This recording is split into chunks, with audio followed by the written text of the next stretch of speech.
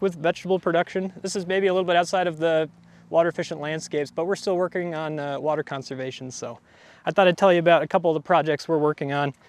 I set these down because they keep blowing over.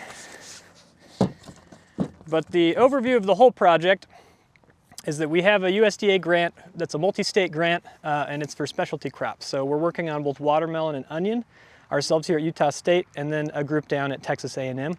And we're trying to deal with mitigating drought problems in both of those crops. Here we have it. For those who aren't aware, right, in Utah, onions are a really big crop here, the largest vegetable crop that we grow, and watermelons are number 4 for the state. And then the state of Texas is like one of the top 4 or top 5 producers of watermelons, and they grow a lot of onions too. So that's why those were chosen, and due to recent years of drought in most of the West, that's also why we chose that. And the solution that we're looking at is plant biostimulants. Is that something anybody has heard of? Is that a familiar topic? So biostimulants are kind of coming on the scene. They seem to be getting a lot of groundswell, but they're pretty much anything you'd add that's a non-nutrient that's supposed to help with plant growth, help with dealing with abiotic stress tolerances, and things like that. So we have products we're using here, bacterial products, so root zone bacteria. We have some mycorrhizal fungi that we've applied. There are things like kelp extract or seaweed extract. We have humic products. There are protein hydrolysates. There's a lot of other things as well, but we're trying to apply those to both of these crops. So we've done some research in the greenhouse. Myself working on onions, and Prakriti, who's not here with us, worked on myself working with watermelon, Prakriti working on onions. So she has some data here from her greenhouse trials on onion seedlings. Now onions aren't typically transplanted in the state of Utah, but it's still interesting in the greenhouse to see how they grow. And so she applied these 7 different products with a control in the greenhouse to these trays of onion seeds, and then tracked their growth, had 3 different harvests over the time.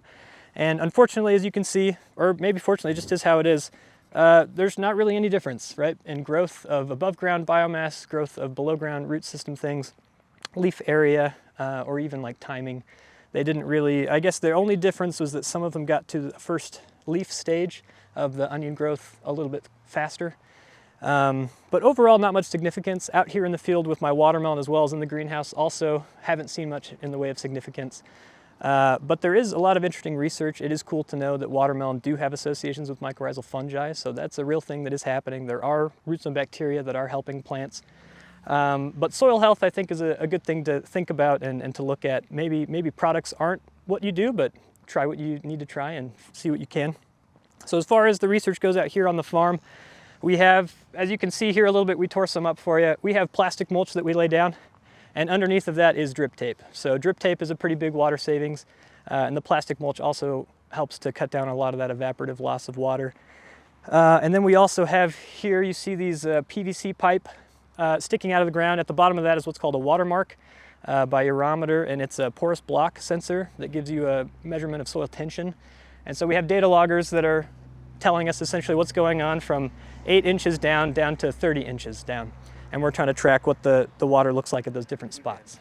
And so last year, at least as the drought went, when I started to apply drought, so we did a seasonal drought where we did it a little later in the season rather than for the entire season to kind of simulate what happens, you know, real time in the state. But a lot of rain came right at the end of the season, right when I had started, so we almost got no deficit. So I'm interested this year where I really see it, especially in the sensors, that the deficit side, it's starting to dry out quite a bit, and I don't see it in the plants so much, but it's happening. So I'm hoping we get to see a little bit more on that data. I'll be done with harvest in about a week, and then I get to crunch all the numbers, and we'll have some maybe more results for you. But a lot of gardeners that I know go out and they dump water on every single day, and so they're keeping the root zone pretty shallow, and they're also I don't know in gallonage if there's a difference, but I think in plant health, like when you're thinking about water and where it's moving and how it's moving, and you're putting it on just as it needs it, especially thinking about evapotranspiration that we're pulling from, you know, the climate center and using models with, I would say we're definitely more efficient.